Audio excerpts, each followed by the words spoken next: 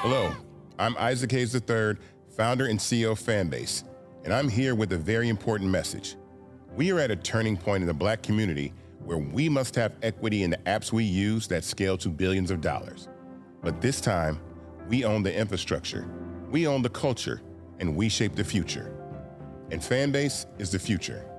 Fanbase combines the free functionality of Instagram, TikTok, and YouTube into an all-in-one platform built for the evolution of social media and monetization.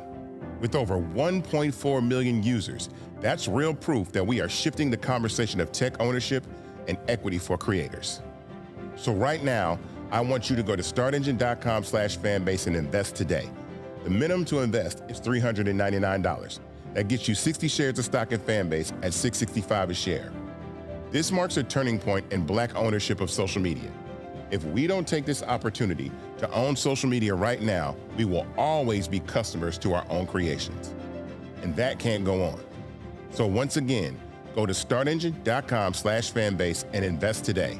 We must own the platforms where our voices live, our stories matter, and where our culture drives the world. Thank you.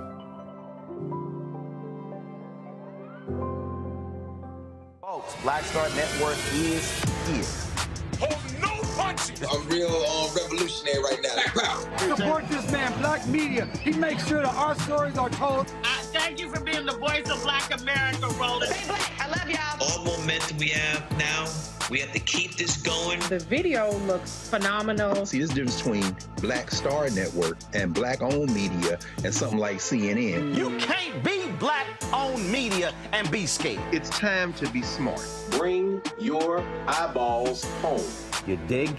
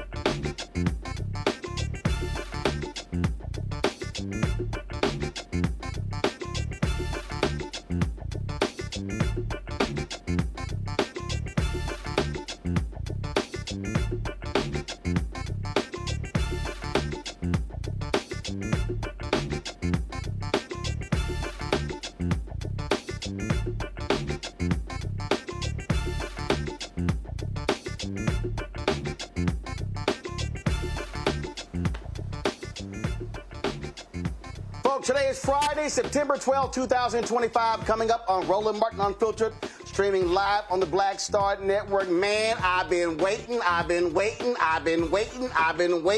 to talk to y'all all day. Hashtag, we tried to tell you. MAGA is losing its mind because one of their own was arrested for the murder of Charlie Kirk. His mama, his daddy, his grandmama, they're all MAGA. They're all Trump supporters. Early reports say he felt Charlie Kirk was not conservative enough. Oh, we got CVS long receipts how all of these right-wingers who are blaming the left and blaming black people and blaming transgender, they are deleting tweets, deleting videos. We got lots to talk about.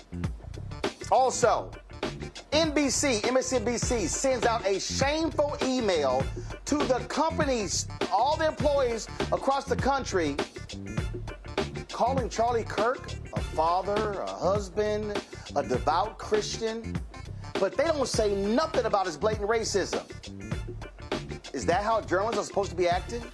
Also, Donald Trump says he's going to send the National Guard to Memphis next. We'll talk with State Representative Justin Pearson about that issue. And in Dallas, Black McDonald's operator Roland holds his annual golf tournament. He and I talk about black business and also the importance of giving back. Y'all buckle up. It is time to bring the funk on Roland Martin Unfiltered on the Black Star Network. Let's go. He's got it. Whatever the miss, he's on it. Whatever it is, he's got the scoop, the fact, the find. And when it breaks, he's right on time and it's rolling. Best believe he's knowing. Putting it down from sports to news to politics. With entertainment just for kicks, he's rolling. It's on go, roll, y'all. It's Roland Martin, Rolling with Roland now. He's funk, he's fresh, he's real, the best, you know he's Roland Martin now.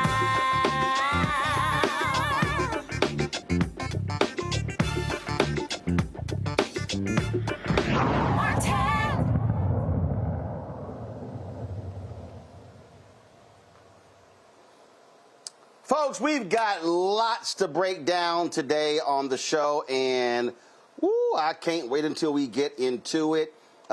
In about 20 minutes, we're going to talk to State Representative Justin Pearson, represents Memphis, because Donald Trump plans on sending in the National Guard to Memphis to talk about the issue of crime. Lots of stuff that I want to get into on today's show. And then, of course, y'all know we are going to get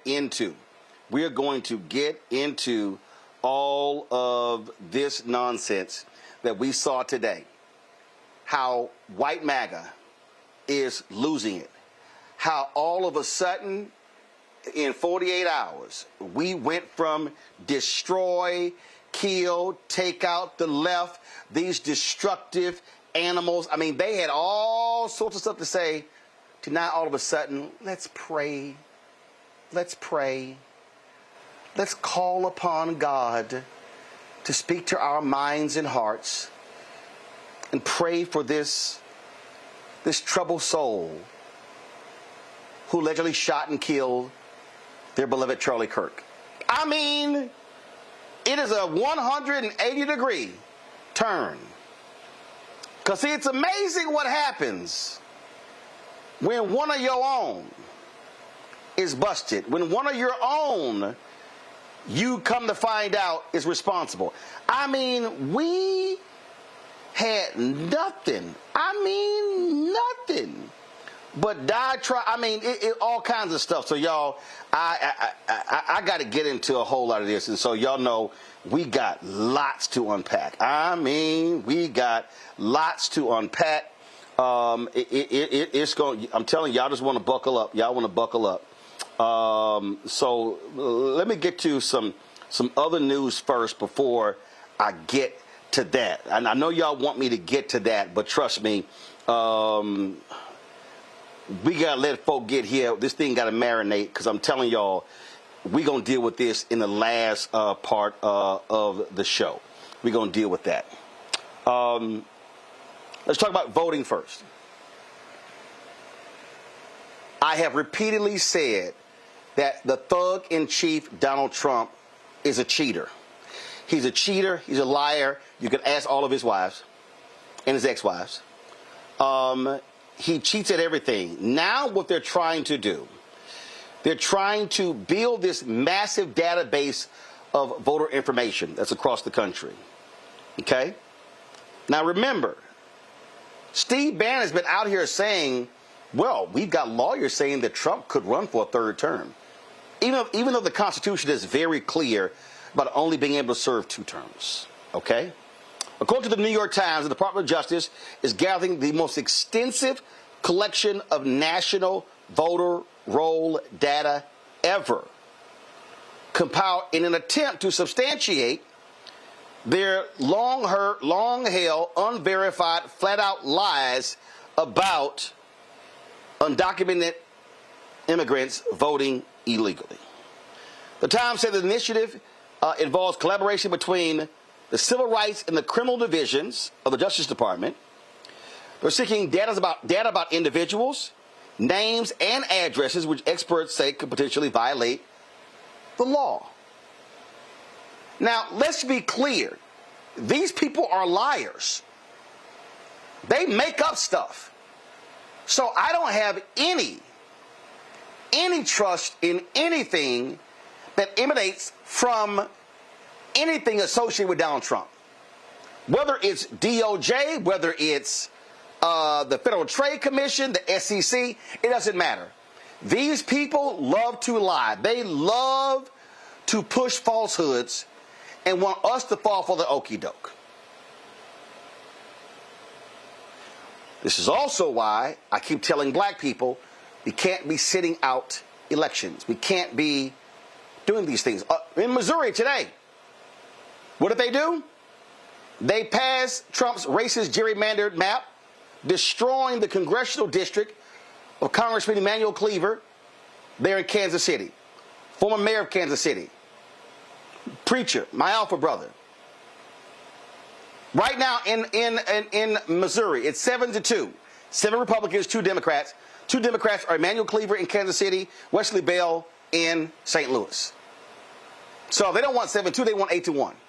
So that's what's going on. That's also what's happening. So I need our people to understand that they are targeting not just undocumented immigrants. They are targeting black people. And we better understand this is the most vicious, racist assault on voting rights since Jim Crow. This is absolutely Jim Crow 2.0. My panel today, Candace Kelly, legal analyst, host, Not All Hood, out of South Orange, New Jersey. Appreciate you being here. Matt Manning, civil rights attorney out of Corpus Christi, Texas. Michael Imhotep, host, African History Network show out of Detroit. Candace, I'll start with you. I'm clear. I don't trust anything these people do. Nothing, nada. They are liars. They are cheaters. And if they all of a sudden come back, we found massive voter fraud, I believe that it will be completely made up. Listen, this is already set under the Constitution who actually should manage the voting and manage who is, how to register, things of that nature. It's in Article 1. Little by little, what we are seeing is we're seeing the administration try to reverse the Constitution, as you say, all the way back to Jim Crow. That's what this is going to be. It's going to be an organization of voters they seem to deem fit, that they seem to say needs to be on this voter registration list or not. As you said, it's only going to work out in their favor, or else they wouldn't be doing it. They would not put out all of the money and effort and time to do something that doesn't benefit them. So whatever they're cooking up to make it something good that tastes good just to them. And that is what's going on right now. I mean, there is no national voter registration, and that is for a reason. It belongs to the states. And as you mentioned already, we see what's happening with gerrymandering already, and what what the federal government is doing there. We know it's just going to bleed over into this composite of those who can vote. It will not work out well for anybody who has an accent, anybody who is a person of color, or anybody who might be below the poverty line. It will not work out. I mean, look, Matt, they've lost everywhere, every court. And these fools, these liars insist on voter fraud. Republicans have been yelling and screaming this. Voter fraud is it's just, as a matter of fact, when you look at the cases of actual voter fraud, it's done by Republicans. Yeah, what I thought initially when I read this story was data is the new oil. I think Candace kind of alluded to it.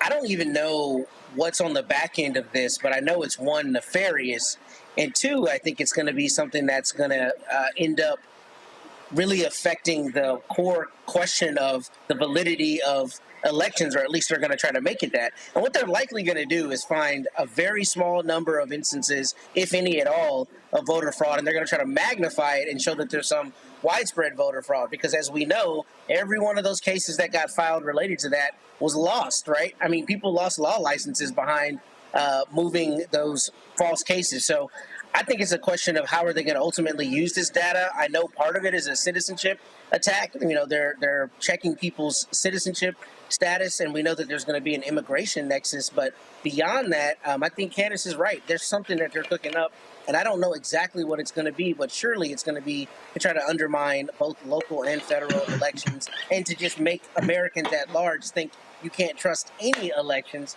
despite the fact that most states are able to have stable and credible elections, in any cycle. So that's what I think is coming down the pike, but I don't know exactly what that looks like just yet.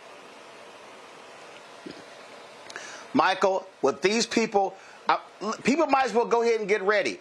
Donald Trump is going to send ICE, U.S. Marshals, every federal law enforcement to polling places to intimidate people.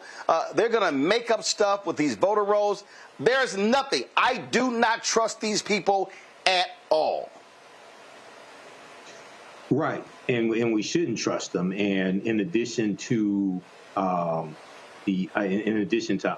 and the National Guard, you could have the Proud Boys and the Oath Keepers show up as well, because we know he gave pardons to 1,500 insurrectionists that tried to overthrow the government in 2021, January 6th. So yeah, this is more of the authoritarian play that's taking place, and that's playing out. And what we have to realize is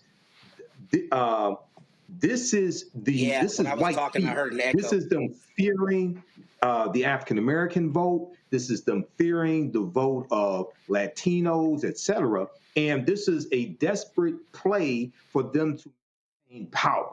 And as you've talked about your book, White Fear, they fear 2043, when it's projected that white people will become the minority population in this country. So we have to get ready. We have to study Project 2025 and develop strategies to fight against this. I need our people to understand what's going on here. I need them to understand that they are going to be attacking black people. Look, this national voter registration database, that's one thing. They are scared to death. Candace, they can't lose the House. They are so desperate. No. Again, they're gerrymandering seats. They're doing everything. They know the economy is tanking. It is tanking. Their own people are upset with them. They will do whatever. They will do whatever they can to cheat. And that's what their goal is. And people need to not go, well, I'm not quite sure, Roland. I think you're just hyping this thing up. No, I'm not. Well, let's take a look. The midterms are coming up. What's that? 33 seats that are at stake. You're correct. They have something in mind because they need something to build on to say, listen, what we're doing is right, but this voter registration thing that's going on and that what we've been experiencing for all of our lives, it's wrong. And that is what they are setting up for. The other thing that they are doing by setting up this national voter registration list, again, under their umbrella, so we know how that's going to turn out, is that nobody's mentioning any more of Jeffrey Epstein, really, are they? I mean, it's really gone away. So you have to look at all of these things as distractors that they are. This is what they want us and all of the media to be talking about. And yes, it's happening and we need to be talking about. But there are other issues that are even bigger that we're not talking about. And that is also part of the strategy. They're going to use this in campaigning, and they're going to use this to deflect other things that we're going to find out about a year from now. Yeah, I'm telling you, Matt, we have to be extremely protective.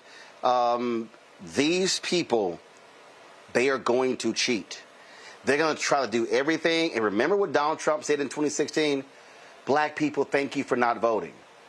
The only way to send these people a message is if we have, y'all want to do boots on the ground? Do boots on the ground to the ballot box. That's what you do, Matt. It's precisely, especially because you can't trust the Supreme Court's going to get it right if it gets up there to them. It's purely a numbers game. So it's got to be boots on the ground to the ballot. And it can't be people who are saying, I don't love, one of the candidates, or I feel like they're not talking to me 100%. People have to not only be informed, but they have to say, ultimately, no politician is going to be perfect. But if I sit this out, we're going to have another Trump or another person trying to take his place, and we cannot abide that. I mean, we're in this position because people didn't vote the way they needed to. And it really baffles me that we as a country, or the people in this country who voted for Donald Trump twice to be our president. That should not happen in a rational world. And the way you stop that is people going to actually cast their vote.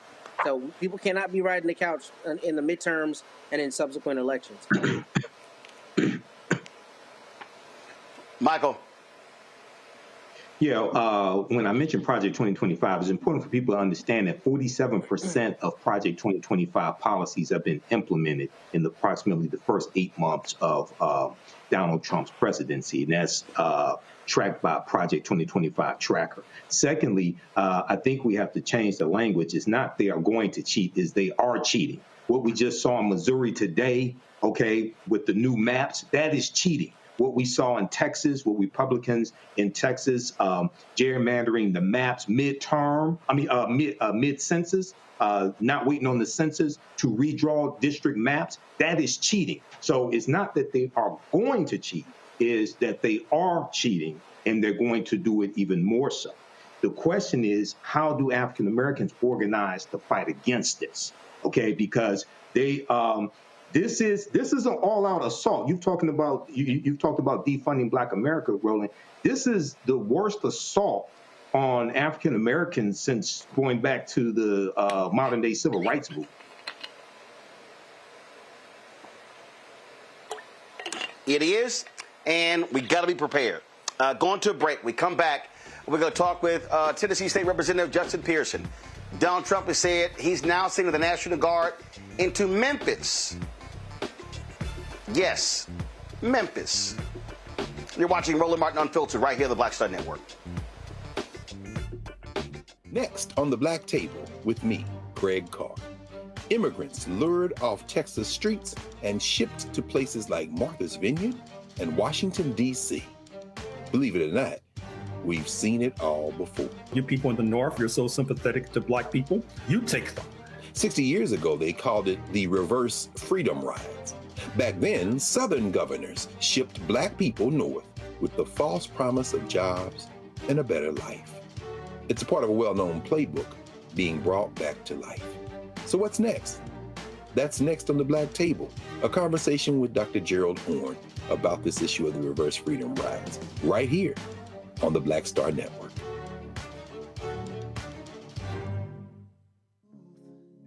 Black Star Network, what's happening? It's your man, Kim. And look, my new single, Rock With Me, is on fire. We debuted as the #1 most added and greatest gainer at R&B radio. So look, I want you to go check it out at musicbykim.com. Listen to it, download it, tell me what you think about it. Also, make sure you sign up to be a part of my community so we can stay connected. At Music by Kim on all social media platforms. Thank you for rocking with me. And keep love on the one. 'Cause I want you to rock with me. We live in a strange world till the darkness falls forever. Baby, let's be the dawn. When it feels like it's taking me over, you're making me stronger, my sweet love. Hello, I'm Isaac Hayes III, founder and CEO of Fanbase, and I'm here with a very important message. We are at a turning point in the Black community where we must have equity in the apps we use that scale to billions of dollars. But this time, we own the infrastructure, we own the culture, and we shape the future. And Fanbase is the future. Fanbase combines the free functionality of Instagram, TikTok, and YouTube into an all-in-one platform built for the evolution of social media and monetization. With over 1.4 million users, that's real proof that we are shifting the conversation of tech ownership and equity for creators. So right now, I want you to go to startengine.com/fanbase and invest today. The minimum to invest is $399. That gets you 60 shares of stock in Fanbase at $665 a share. This marks a turning point in Black ownership of social media. If we don't take this opportunity to own social media right now, we will always be customers to our own creations. And that can't go on. So once again, go to startengine.com/fanbase and invest today. We must own the platforms where our voices live, our stories matter, and where our culture drives the world. Thank you. On the next Get Wealthy with me, Deborah Owens, America's Wealth Coach, we talk about the principles of mindset, strategy, and execution. This week, we're adding a fourth, faith. You're going to hear from a mother and daughter duo who are helping thousands of Black women build wealth, all through their faith. You are more than you can ever imagine. Not just obtaining things to show that, but seeing yourself. Making your faith work for you. That's right here on Get Wealthy, only on Black Star Network.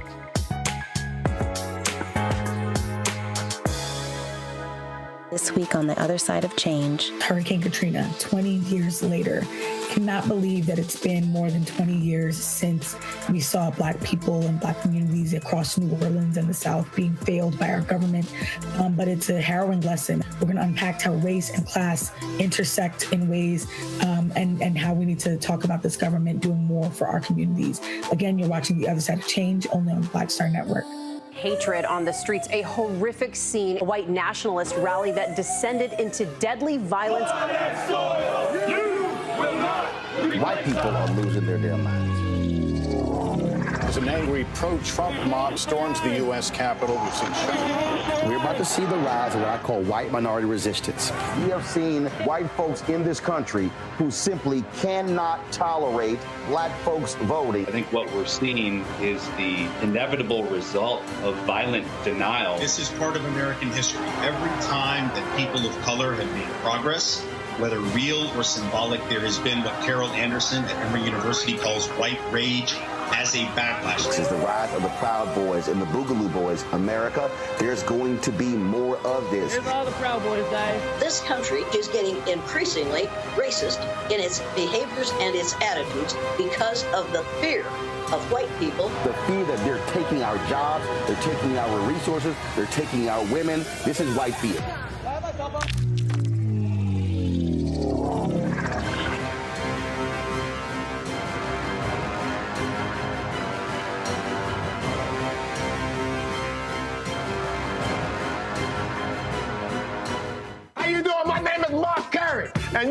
introducing Roland Martin. Unfiltered, deep into it, like pasteurized milk without the 2%. We getting deep. You want to turn that shit off? We're doing an interview, motherfucker.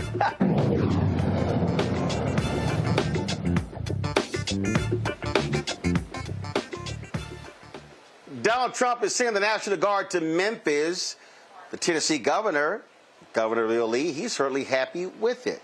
Well, the mayor of Memphis, Paul Young, said he did not ask for it. It's not his choice, but the decision has been made, so therefore he'll work with them. I don't understand that decision. He doesn't have to work with them. It's not like he doesn't have the same issues that Muriel Bowser has in Washington, D.C., where the feds can have control over Washington, D.C. Joining us right now is State Representative Justin Pearson. Glad to have you back on the show. In a second, we're going to play some of the mayor's news conference today. But this is clear. Donald Trump, red state governor, is he not going to oppose this? He got opposition from Governor Pritzker in Illinois, Democrat. Opposition from Gavin Newsom in California, Democrat. So now he's found his perfect foil, a red state governor who says, sure, come on in. Absolutely. I mean, what we are seeing is, well, again, another significant abuse of power by this administration against a black community. The majority of residents and people who live in Memphis and Shelby County are black African-American folk. And the fact that he's targeted Los Angeles, the fact that he's targeted Washington, D.C., threatened to target Chicago is no coincidence. This is all a part of a ploy as it relates to authoritarianism and him being a dictator wannabe and enshrining white supremacy and its abuse of power in our communities.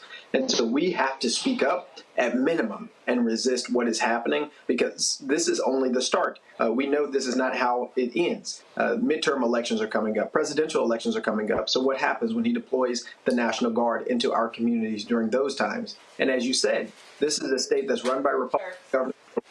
This is by Republicans, and yet they aren't investing in the things that we need for them to. They're attacking and threatening our communities.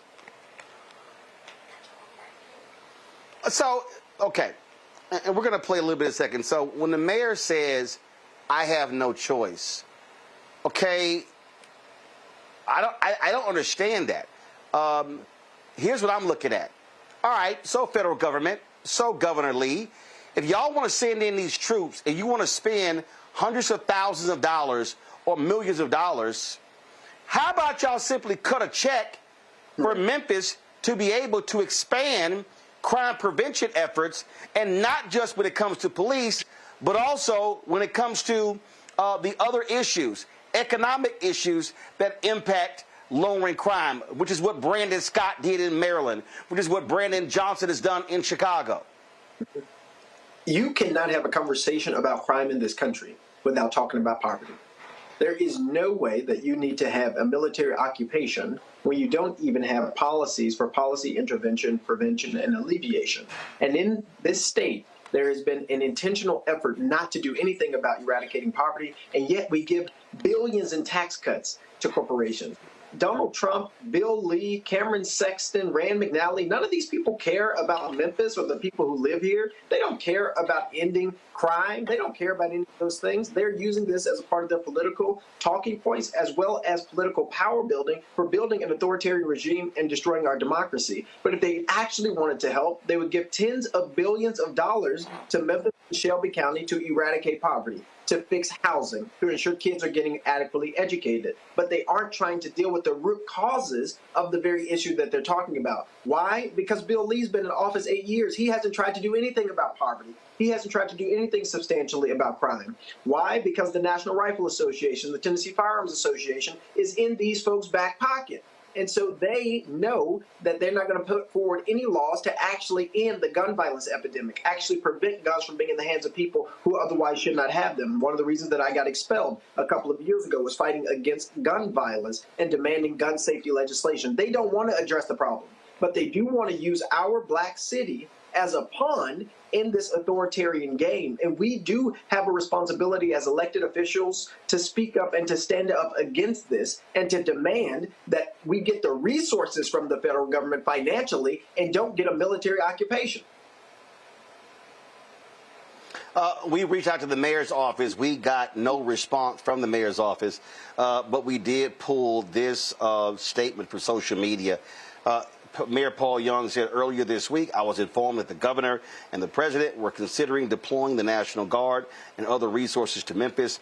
I'm committed to working to ensure any efforts strengthen our community and build on our progress. We agree with Governor Lee that effective support for Memphis comes through focused initiatives that deliver results like we have seen with the FBI, state troopers, and other law enforcement partnerships.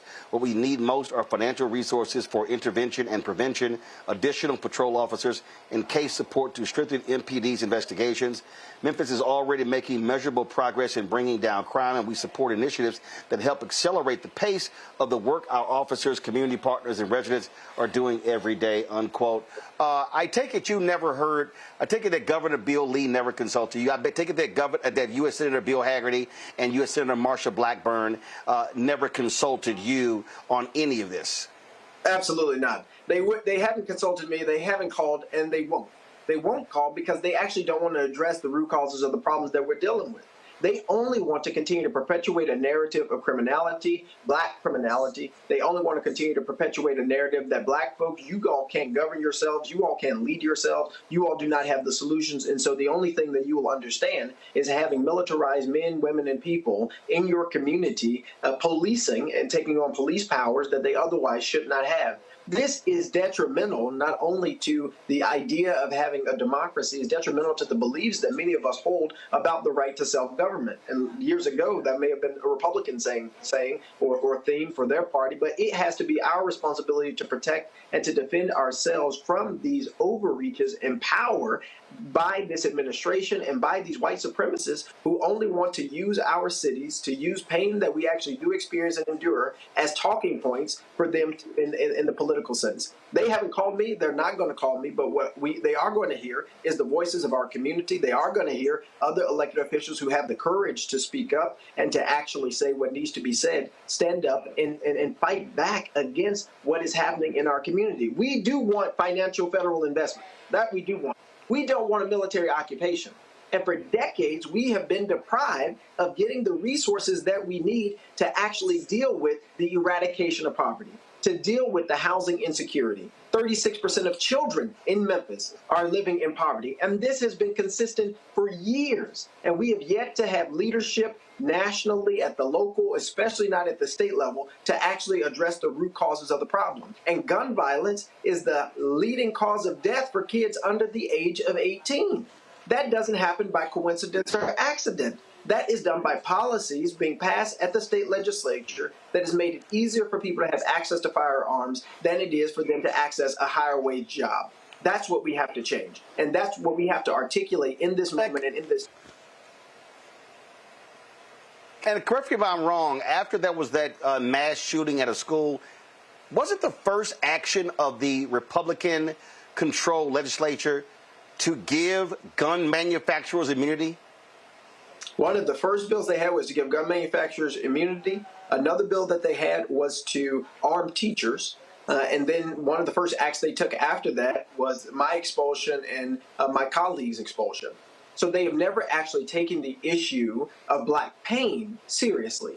They've never actually taken the issue of gun violence disproportionately hurting and harming our community in Memphis and Shelby County seriously. But now, all of a sudden, they're saying this overreach into our community, the National Guard coming into Memphis, is the solution without ever taking a single step to prevent the problem from happening.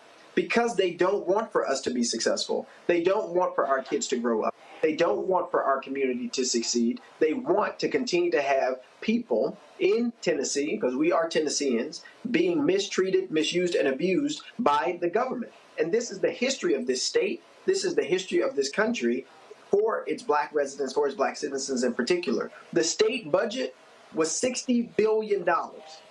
Ask me how many billions came back to Memphis and Shelby County. They're not about investing enough. And that is the problem. We deserve and we demand investment in state government, federal government, but they've yet to do it.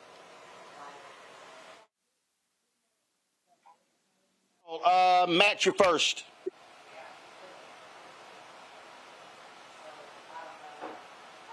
situation where you don't have a Supreme Court that is going to enforce the sovereignty, essentially, of your local community, what funding or appropriations or other mechanism do you have to push back? Because before you answer, what I've really been struggling with is we really have a crisis of federalism in this country right now. You have a president who's far overstepping his bounds into realms that are supposed to be yours, right? Or other locally elected politicians' realms of influence. So what do you see as mechanisms to push back against that when you see the courts, at least the Supreme Court, is not holding the line the way it needs to? Yeah, I mean, you have a couple of things. One, you have court cases that the administration has lost or is likely to lose when they tried to encroach in California, the threat in Maryland. And because those are democratically controlled states, they are more difficult for the president to send in National Guardsmen and National Guards folks as policing presences. But when you have a very weak, cowardice Bill Lee or Republican leaders like Cameron Sexton and the like in Tennessee, they're able to more easily corrupt them because they're Republicans in power and misuse their authority against their citizens, in this case, citizens in Memphis and Shelby County.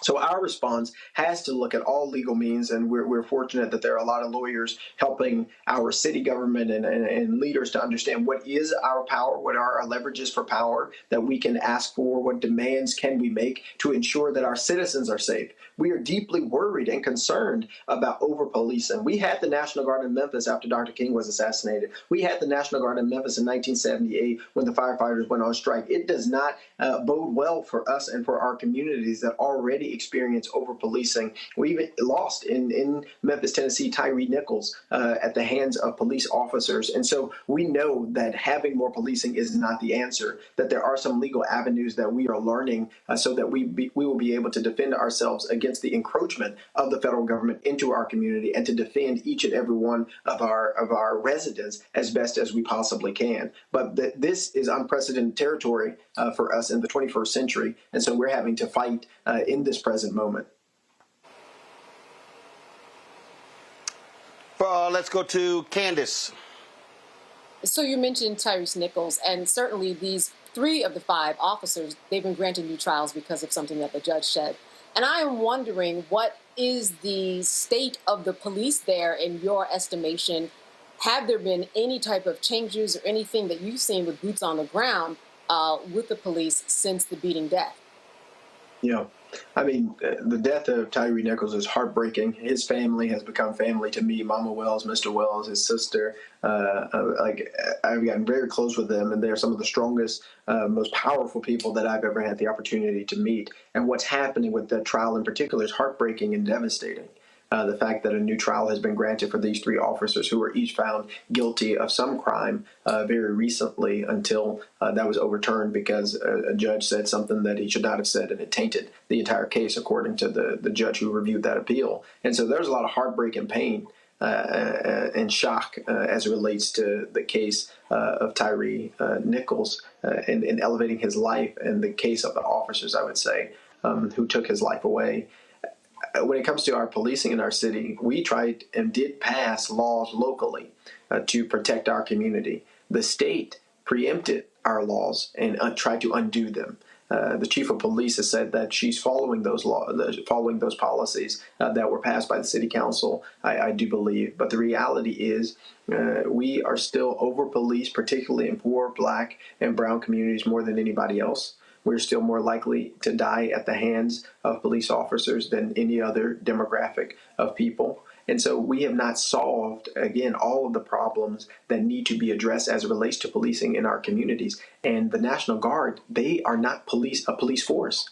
They have no idea about community policing. They do not have the work, the role, the responsibility of policing communities. That's not their jobs. And so you're putting very ill-equipped and ill-trained people into an urban setting, a city setting as ours is, and giving them powers, potentially giving them powers and giving them authority that they should not otherwise have, which can only be detrimental for our community. And we have to fight and speak up and speak back now, because we shouldn't wait until something bad happens to call out what is going on, that we have a white supremacist president of the United States attacking a black community and weaponizing the military to entrench an authoritarian regime. And the consequences of that for our community are detrimental and could be dire. And so we need to speak about it now, so that if there are ways that we can prevent that and protect our citizens, protect our people, we're able to do that. And I know a lot of good community organizations are already working on Know Your Rights trainings, because we are going to have to protect ourselves. Memphis is going to protect Memphis. And that's the work and that's the responsibility right now. Michael?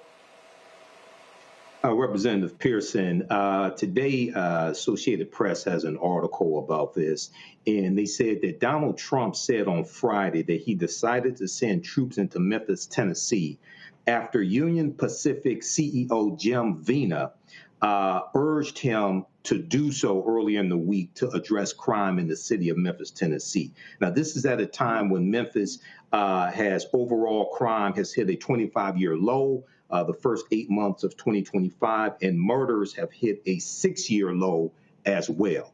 Do you know anything about this conversation? Have you heard anything about this? Number one. Number two, what type of investments would you like the federal government to make? We know $811 million in public safety and victim service grants have been cut by the Trump administration. So what type of investments would you like to see?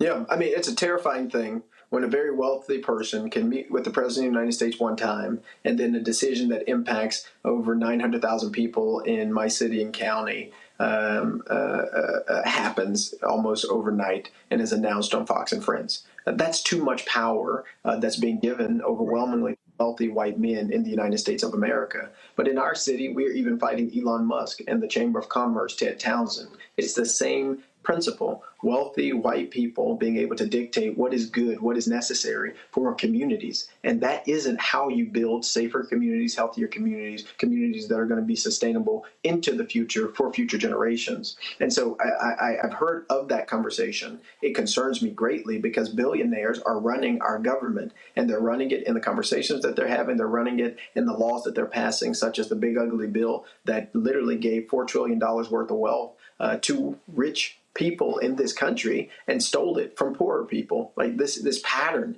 is endemic and systemic in the way that this country has been operating, but particularly under this administration that doesn't care about poor people, doesn't care about black folks, Latino folks, Asian folks, doesn't care about anybody who is not a billionaire, who is not wealthy, who is not influential in the ways that they regard. And so it is a we problem. It's about us. It's about all of us. And whether you are a poor white person or not, you need to realize that just because they are stealing and coming after our rights today does not make you safe. It does not guarantee anything for you. And the erosion of democracy in our lives is the erosion of democracy in our entire political life.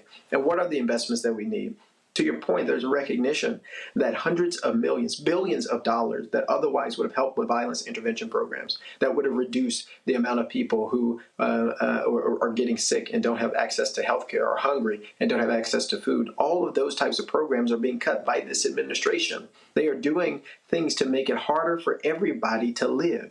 And yet they're blaming the consequences of their actions on majority black cities, on majority black leaders. This is part of what's immoral and unjust. And so what do we need, and what am I calling for? $10 billion of investment into Memphis and Shelby County to help us with housing. $10 billion of investment to help us with educating each and every one of our children so that they are at the right literacy level, when we know 2/3 of our children are graduating and they are not even reading at the grade level that they should. We need billions of dollars of investments that actually deal with the problem on the front end, not militarization, not over-policing, not a military occupation, but an intervention as it relates to financial investment from Memphis and Shelby County. That's what we should be demanding. That's what we should be speaking about. I'm not looking for us to partner with the National Guard. I'm looking for us to demand that the federal government give us our money back and invest in our community, because we are suffering in so many different ways. We have some of the folks who are struggling the most here. We have some of the highest levels of unemployment, some of the highest levels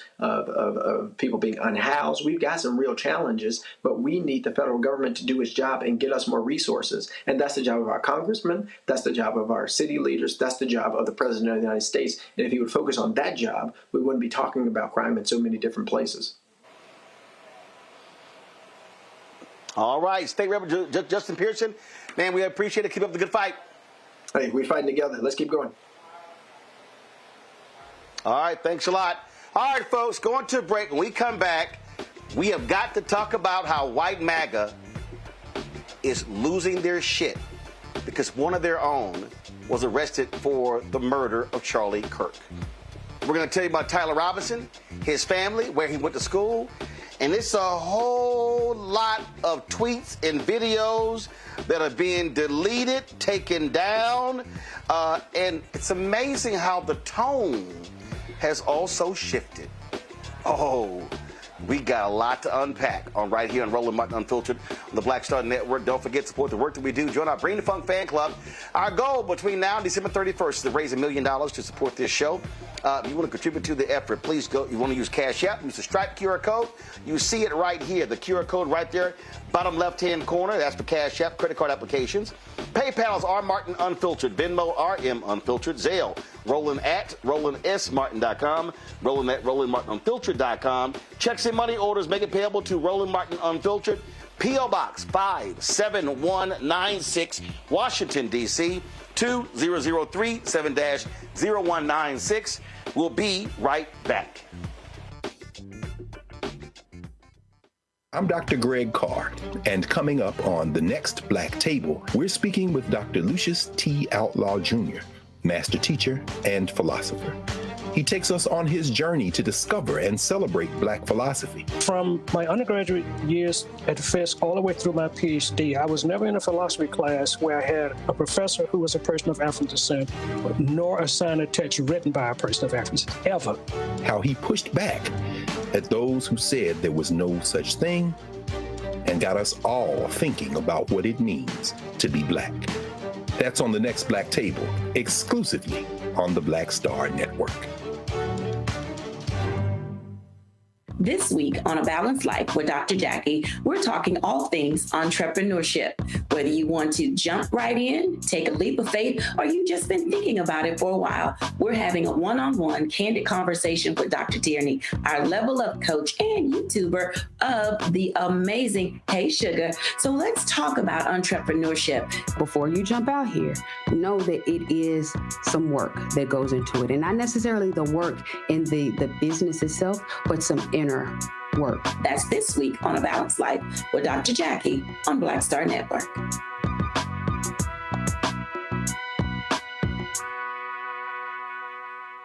Now that Roland Martin is willing to give me the blueprint, hey, Cyrus, I need to go to Tyler Perry and get another blueprint because I need some green money. The only way I can do what I'm doing, I need to make some money. So you'll see me working with Roland. Matter of fact, it's the Roland Martin and Cheryl Underwood show. Well, should it be the Cheryl Underwood show and the Roland Martin show? Well, whatever show it's going to be, it's going to be good.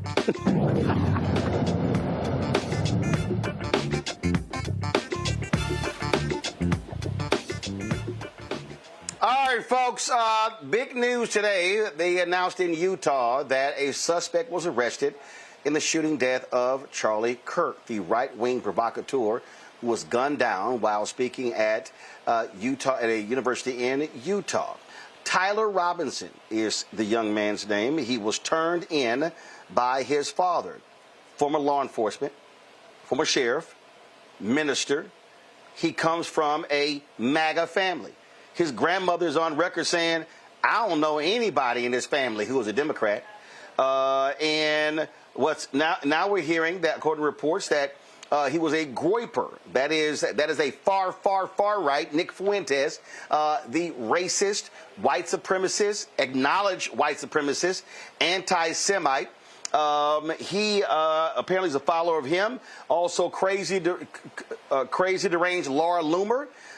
She's been deleting a lot of her tweets as well. A lot of her tweets dealing with Charlie Kirk as well. It has been an unbelievable day, folks. And just watching all of this stuff unfold. It's been unbelievable. There was also, of course, the news conference, this weird statement from Kash Patel. I don't know what the hell he was talking about. But check this out. So Nick Fuentes, now y'all need to understand, this dude had 200,000 people watching him live last night. He has cultivated a massive following, and he was highly critical of Charlie Kirk, attacking Charlie Kirk as not being a real Christian. The videos are amazing to see this whole back and forth. Oh, this is also the guy who had lunch with Donald Trump along with Kanye West at Mar-a-Lago. So just so y'all understand how all this is wrapped up. And what's crazy is, remember, they were blaming the left, calling for folks to be fired, all sorts of stuff. But it's amazing how their tone has totally shifted. Totally shifted. Now that a white guy, we tried to tell you. Remember, I told everybody, stop jumping to conclusions. Let's play it all out. No, the left, the left, the left, the left. They're radicals. They're crazy. They're terrorists. What say you now? So, Fuentes, who was on the receiving end of a big New York Times article last week, realizing he's about to get a lot of heat for his views, he posted this video today. This is a very delicate situation. This is a very delicate situation. I fear that this has set off a chain reaction. I pray to God there is no further violence. I pray to God that nobody else is hurt as a result of this. I hope that it stops here. It should stop here. To all of my followers, if you take up arms, I disavow you, I disown you in the strongest possible terms. That is not what we are about. And the same goes obviously for the other side.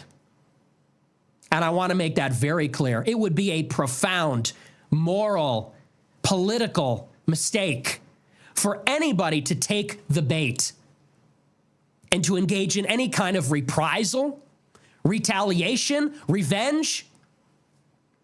Remember, we are the good side. And what makes us good is that we have Christ. What makes Christianity and Christ so different from the other religions is that our religion is based on the bearing of suffering for the sake of even those that persecute us.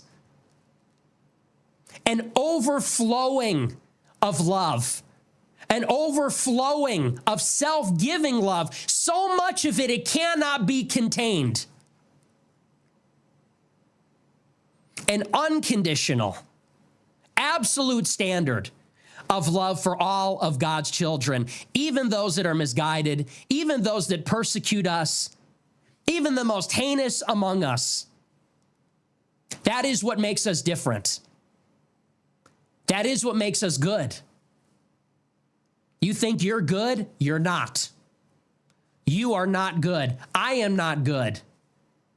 You are a man. I am a man. You are a sinner. I am a sinner.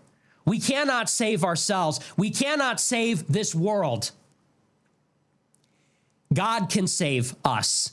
God can save the world. And God saves us and God saves the world by drawing all of us up onto the cross with him. And we join not just in his glory, but in his suffering. Real suffering, not imaginary, not a nice story, real suffering, real death, real destruction, real misery. We bear a cross like Christ bears a cross, like his disciples, like the martyrs, like the saints bear a cross. And you better get comfortable up there. Drink up. And you bear that cross, not for your kin, not for yourself, not for your children, which are an extension of yourself. You bear that cross and that suffering. You drink from that chalice for your enemies.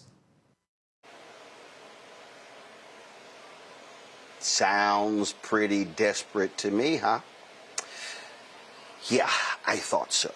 Utah governor he has been talking about how we need to bring folks together. Here's Utah Governor Spencer Cox. He was hoping the killer wasn't even American. You know, this bad stuff happens, and for 33 hours, I was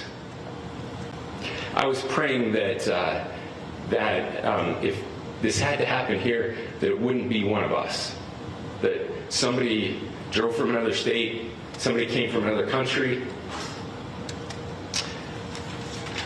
Sadly, that prayer was not answered the way I hoped for, just because I thought it would make it easier on us if we could just say, hey, we don't do that here. And indeed, Utah is a special place. We lead the nation in charitable giving. We lead the nation in service every year. And then you got the stupid Hall of Famer, Donald Trump Jr., who's an absolute idiot. Oh, this is what he had to say. They realize they lost the debate entirely, so they have to resort to violence. And contrary to what we're seeing elsewhere and online, it is not going both ways. It is going one way. It's coming from those aligned with the Democrat Party. The hate has been fomented by those in the Democrat Party, and you can probably play hundreds of hours of those clips. It's coming from the media.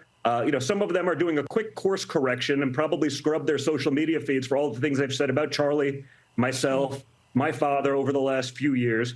But you can't call someone who you disagree with or simply can't win an argument with a Nazi, a fascist, a dictator, a greatest threat to democracy in the history of civilization, and then pretend you had nothing to do with it when the more radical wing, and there does not seem to be all that much difference to me these days, takes up arms and tries to kill those they disagree with. It's not one way. It's not both ways. It is simply one way. And anyone who's saying otherwise, should be thrown off the air. That's interesting, because that's what MAGA's now doing. And man, they are scrubbing left and right, y'all. Oh, let's take South Carolina Congresswoman Nancy Mace, who's running for governor. This is Nancy yesterday before today's news. This shit ends. Like, enough is enough. And now I have to deal with real safety concerns. It sounds like the shooter was a tranny or pro-tranny. And just because I want to protect women, that I'm worried about getting murdered? Are you fucking kidding me? It's out of control, and enough is enough. And I'm going to double down on this. I'm going to be more vigilant than ever. I'm going to be louder than I've ever been until this shit stops. It's got to stop. And all the security measures, we've taken many security measures leading up to this because of these lunatic trannies. But now, I mean, I have police posted outside of my offices in South Carolina. I have employees that are afraid to come to work. I have children who think they're going to get murdered at school. And so it's going to end. And you guys in the press need to be more responsible about this and actually be fair and cover the things that are happening. It's unbelievable what's happening in this country. And, the left and the Democrat Party has allowed this stuff to happen. And I'm fucking sick and tired of it. Do you know who the shooter is? No, but we've heard reports privately, and I guess it's being reported out now, some of the anti-fascist, pro-transgender things that were written either inside the rifle or on the ammunition. You might know better than I do. Do you know if they've identified There's been nothing that has been put in court documents or sworn to at all. Yeah, we know this was a political assassination, and any theory otherwise is just bullshit and a lie. So I hope that you guys will report on it honestly. Congresswoman, could I... That was yesterday. The Wall Street Journal ran that erroneous article talking about there were trans whatever the hell on the inside of the rifle. That was a bullshit story. So guess what Nancy Mace was tweeting today, y'all? Please show her tweet. Please show, because she had such righteous indignation and blaming the media, and you don't cover these things. And so, can we pull a tweet up, please?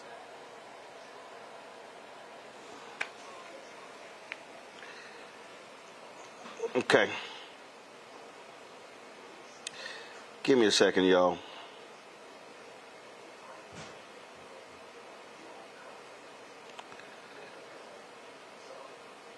Nancy, y'all, was just full of herself, and she was tweeting out, about how we need to now pray for the shooter.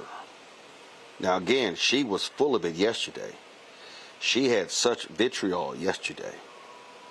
But Nancy sounds a little bit different today. Nancy said yes. Tell him to go back to the death penalty. Now she tweets, we know Charlie Kirk would want us to pray for such an evil and lost individual like Tyler Robinson to find Jesus Christ. We will try to do the same.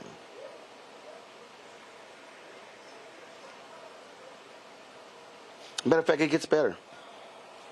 She said, we truly believe if Tyler Robinson had ever sat down across from Charlie, the great debater, the man of faith and grace he was, Tyler wouldn't have pulled the trigger. Wow. That is an incredibly different tone than Nancy yesterday. Ain't that grand, y'all? So I got more to show you, okay? Laura Loomer. Laura Loomer, who was ripping into Charlie Kirk. Now we know that Tyler Robinson apparently was following Laura Loomer on social media. So Loomer has been feverishly delete. Come on, pull up her tweet, please.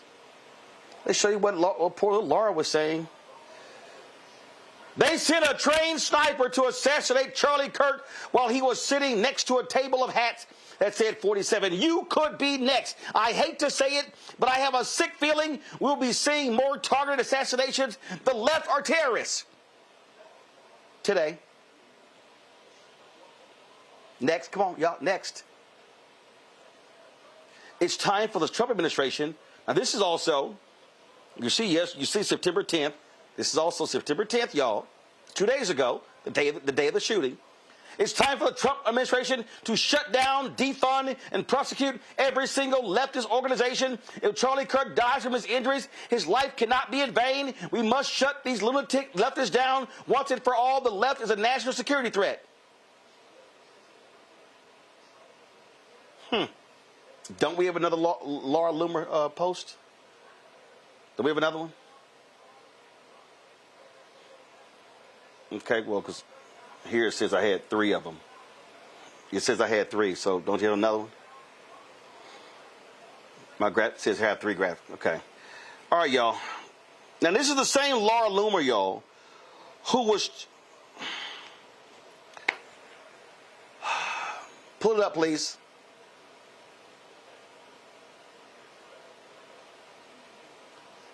So here you have Laura Loomer. Okay. Again, y'all, these people, you gotta, they just make up stuff. But this is Laura Loomer law before the shooting, y'all.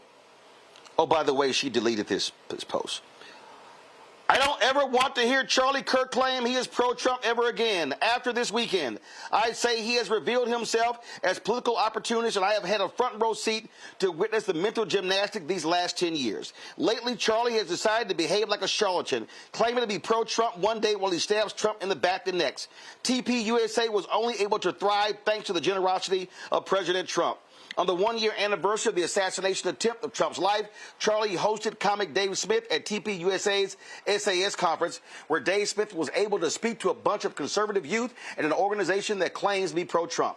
3 weeks ago, Dave Smith called for President Trump to be impeached and removed from office, even over his decision to blow up Iran's nuclear facilities. Charlie played both sides of the Iran issue on his show, as we all saw, because he wants to play to both sides of the aisle. The honorable thing to do is to have a position and actually defend it to the death instead of flip-flopping.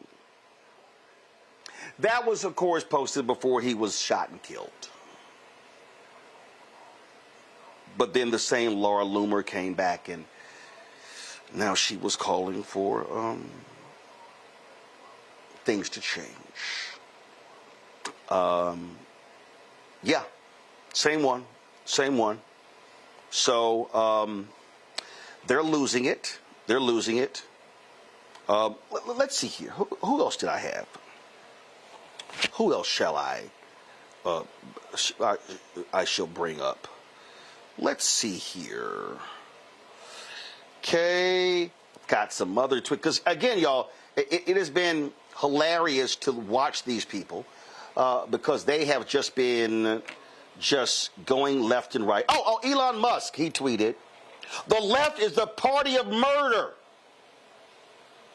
But now we know it wasn't the left. Oh, how about crackpot James Woods? The actor, MAGA, nutcase, "It's not gun violence, it's Democrat violence."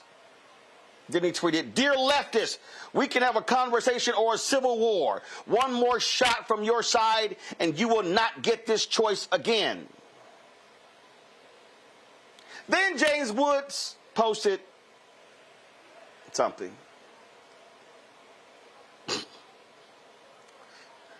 Placing the blame of Charlie Kirk being killed at the feet of Democrats. Let me ask you tonight, do you think Donald Trump is a fascist? Yes, I do. This is what kicking the shit out of fascism looks like. Try to prevent the spread of the lawlessness and the fascist chaos that's been unleashed against us. So when we say Donald Trump is a fascist, fascism, a huge component of fascism is uniting racism, bigotry, a form of racist nationalism. We are now living in a fascist dictatorship. And we are worried about potential rise of fascism in this country. We're worried about our democracy falling to an authoritarian and potentially fascist form of government. Not only to roll over to Donald Trump's will, but to roll over our democracy and allow him to take over this country as a fascist dictator. When fascism isn't just coming, it's already here. The former chairman of the Joint Chiefs of Staff, Mark Milley, said, "No one has ever been more dangerous to this country than Donald Trump, and he is a fascist to his core."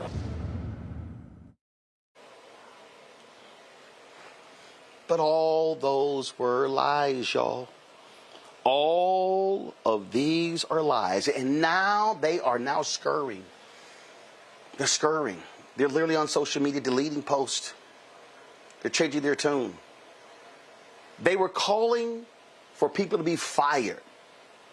Two sources say that Pete Hegseth has been saying, "Find any member of the military who tweeted anything negative about Charlie Kirk so they can be punished." You got crazy-ass Louisiana Congressman Clay Higgins talking about, "That's right, we will cancel anybody. We're going after anybody who say anything negative about Charlie Kirk." But they're now trying to figure out, oh, I love the latest. He was radicalized when he went to college. He was there for one semester. These people are nuts. And what they did was, it was a total rush to judgment from the moment it happens. And what did I tell y'all? Chill out. Allow this thing to progress. Let's find the truth. No! Everybody. Time magazine, political violence. They all going. Now we know it was one of their own. HBCUs getting bomb threats. We had nothing to do with this. White dude at a white college in a white state gets shot by a white guy. That's white on white violence.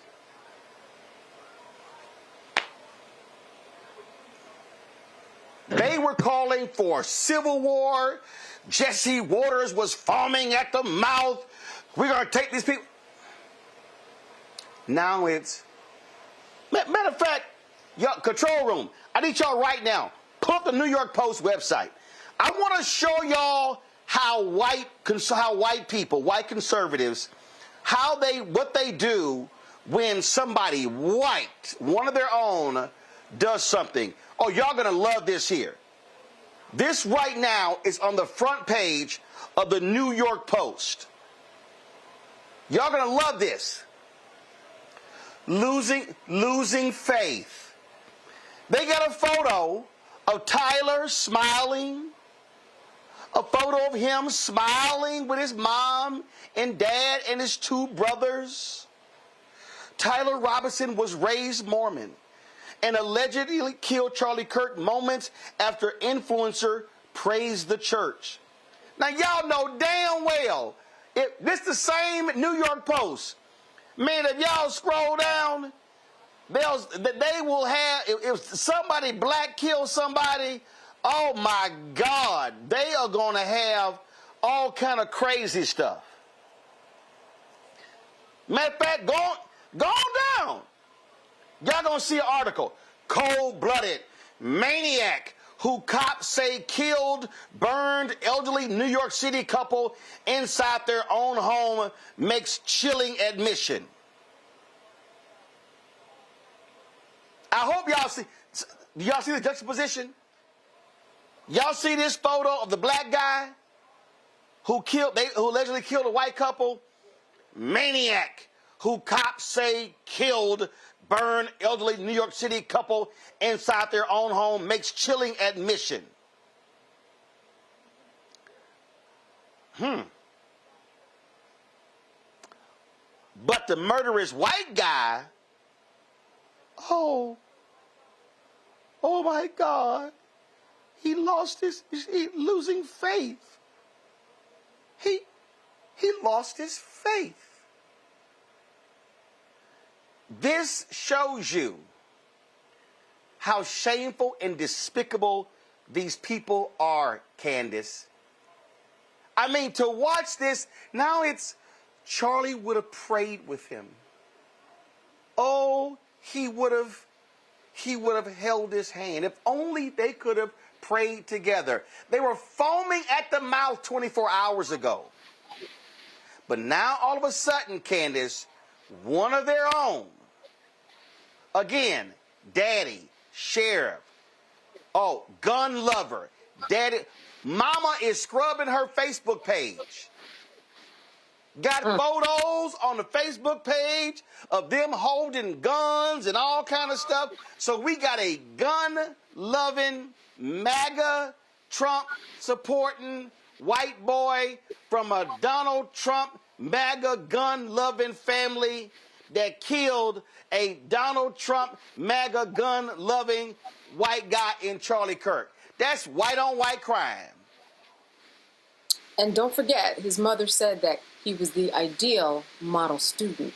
And, you know, when I look at this and I think about what went on years ago, because the authorities in Utah said that they received 7,000 tips. They hadn't received this many tips since the Boston Marathon bombing. And what happened with that bombing? The same thing that you're talking about. They put two people on the front of the newspaper, and then they had to pay millions of dollars. I think it was the Daily News or the Post had to pay millions of dollars because they got it wrong, because of the way that they portray them. The same way that they're portraying this young man now as if nothing is wrong. And that is what is the matter with journalism today. I think all of this is wrapped up in journalism. All of it's wrapped up in the media, how we actually portray the people who did what they did and try to find some truth in it, like people like us on the other side. It is very difficult to discern because everybody is out there giving their opinions. We have to be smarter consumers, know that a lot of people who are out there, who are posting, who are saying things, they're doing this for just pure entertainment. What that woman said about the transgender and stuff that was written on the bullets, that was all made up. Look at Fuentes, that the young man that you showed a bite. He's been kicked off several social media platforms because of hate speech. But now he's talking about Jesus on the cross. Roland, I'm sorry. I just cannot even take some of these people seriously because I think in their heart of hearts, in terms of what they posted and all that you've gone through, they don't take themselves seriously. they really are kind of like acting to me. I mean, that's what I see. They are putting on a performance in order to eventually get what they want, which is vote, to keep people in the middle of chaos and to continue to divide people. That is what is going on now. That's what we see playing out in the media. And actually, this is what we've always seen. Nothing new, nothing has changed. It's just that now we have a digital record of everything that we've thought and everything that, we think is happening, and we now have to go to correct ourselves. But this has been happening for decades. Nothing new.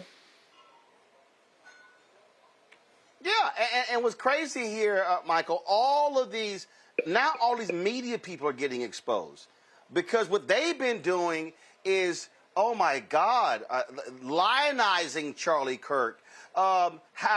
Again, Christian father, Fox News is planning a primetime special, all this sort of stuff. And in fact, check this out. So NBC, now remember, they fired Matthew Dowd, the commentator, and I'm going to tell you what he said in a second. But NBC, the leadership of NBC, and we're talking Brian Roberts, Mike Kavanaugh, and Mark Lazarus. This is what they said to all of the employees at Comcast, NBC Universal. This is the entire company. The tragic loss of Charlie Kirk, a 31-year-old father, husband, and advocate for open debate, whose faith was important to him, reminds us of the fragility of life and the urgent need for unity in our nation. Our hearts are heavy as his passing leaves a grieving family and a country grappling with division. There's no place for violence or hate in our society. You may have seen that MSNBC recently ended its association with a contributor who made an unacceptable and insensitive comment about this horrific event. That coverage was at odds with fostering civil dialogue and being willing to listen to the points of view of those who have differing opinions. We should be able to disagree robustly and passionately, but ultimately with respect. We need to do better. Charlie Kirk believed that when people stop talking, really bad stuff starts. Regardless of whether you agree with his political views, his words and actions underscore the urgency to maintain a respectful exchange of ideas, a principle we must champion. We believe in the power of communication to bring us together. Today, that belief feels more vital than ever. Something essential has fractured in our public discourse. And as a company that values the power of information, we have a responsibility to help mend it. As employees, we ask you to embody our values in your work and communities. We should engage with respect, listen, and treat people with kindness. Michael, I'm sorry, did Brian Roberts, Mike Kavanaugh, or Mike Lazarus hear or read any of the things that Charlie Kirk said about black women? About black I was about to go there. About Reverend Dr. Martin Luther King Jr. I mean, that's what they said, respect and treat people with kindness. We have been seeing the last 48 hours. A lot of folks post a lot of those comments. So imagine if you are a black, Latino, Asian American woman working for NBC, Comcast, Universal, how you would feel when the leadership sends that out. And then talking about him, his faith was important to him. But clearly, the stuff he said about people that look like us clearly didn't matter to these NBC Comcast executives.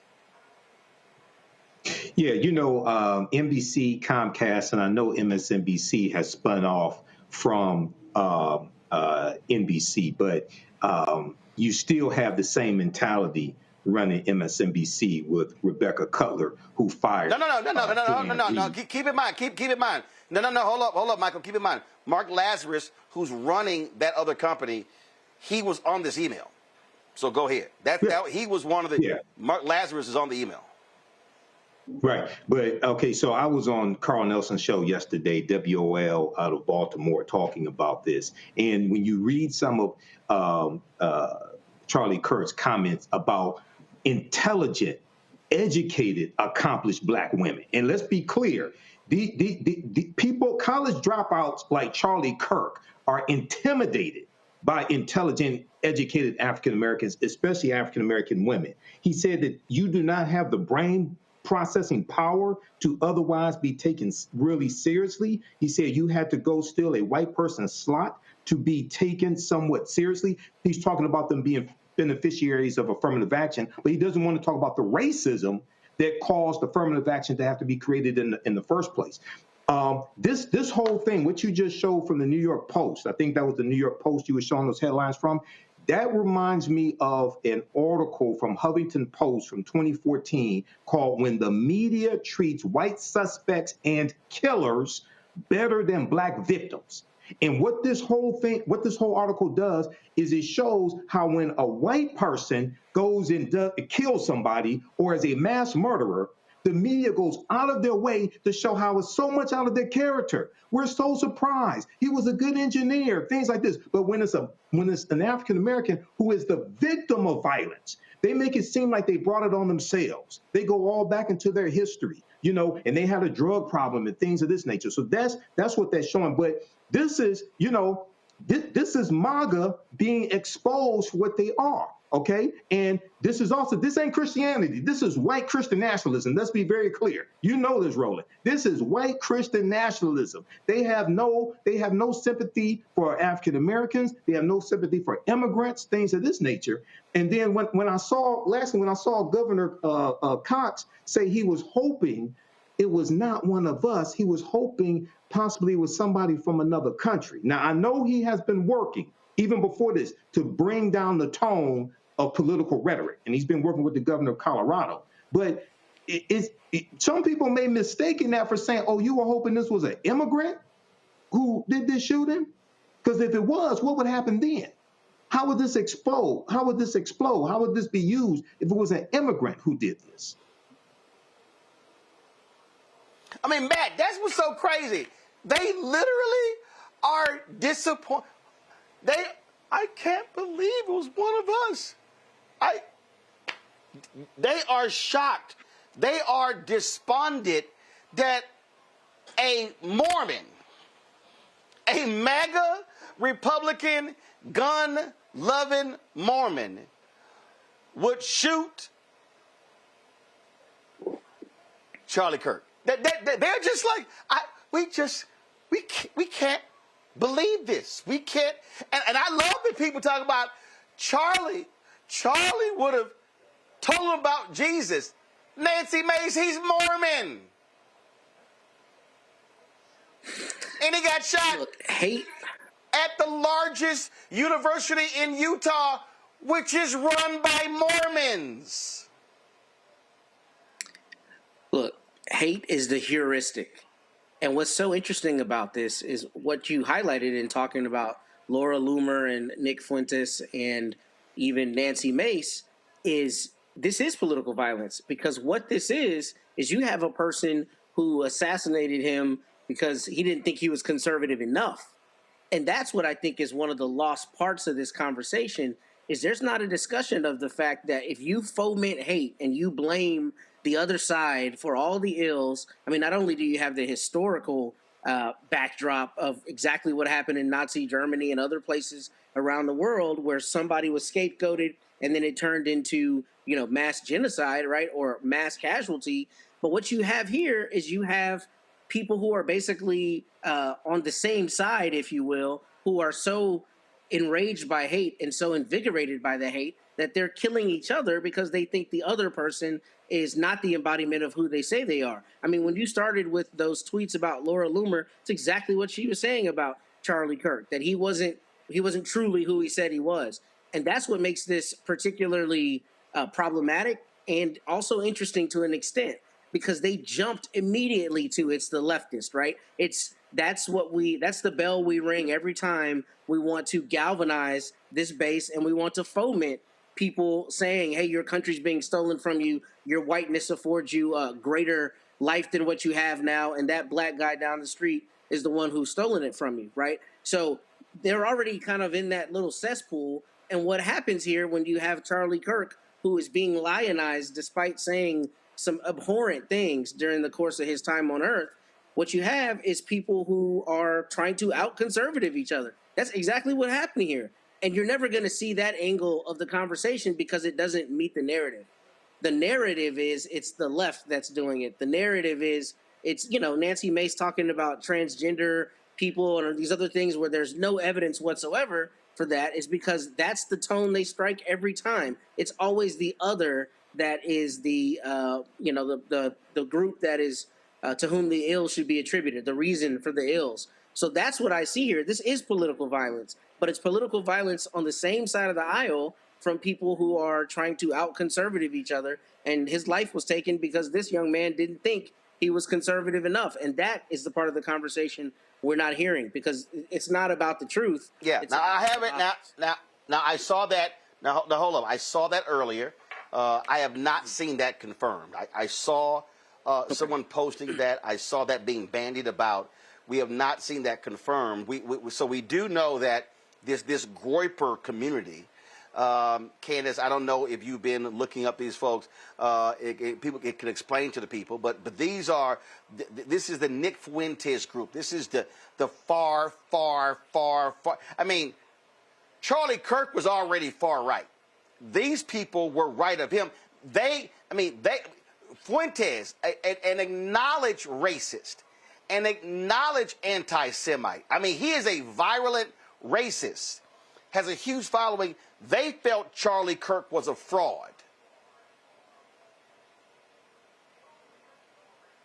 Is right in that when we're talking about conservatives, I like what Matt said, conservatives trying to out-conservative the next person, because these, what are they, Growfites, you said? These are the ones who think that the whole white race is being displaced for the worst of human mankind, and that they're the only group that should actually exist and lead the world. That's basically what they believe. So they're really kind of smashing the belief system and values of every other race on the planet besides white people. So if you think about anything within that spectrum, that's what they believe. So that really is, kind of out conservating the conservatives that are out there. But, it reminds me of something, people really don't understand that when they get online, they bait people to do things. And you have people who get online for one reason, and I'm not necessarily talking about Charlie Kirk. It could be anybody that you've played tonight. Get online to get the attention that they want. And you've got other people on the other side try to out-attention you to get your attention. And this is the ultimate way that Tyler Robinson got attention. He said, you know what, I'm going offline and I'm going to do something in real time. And now he's getting the most attention.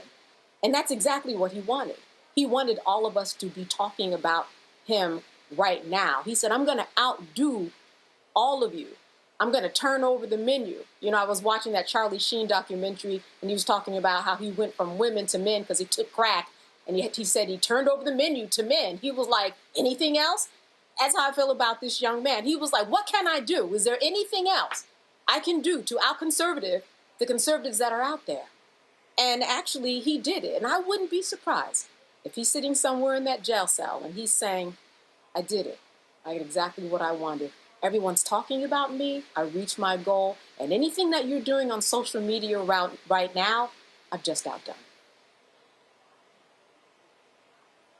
Yeah, it's just crazy. I'm just watching these people. I mean, they literally are losing it.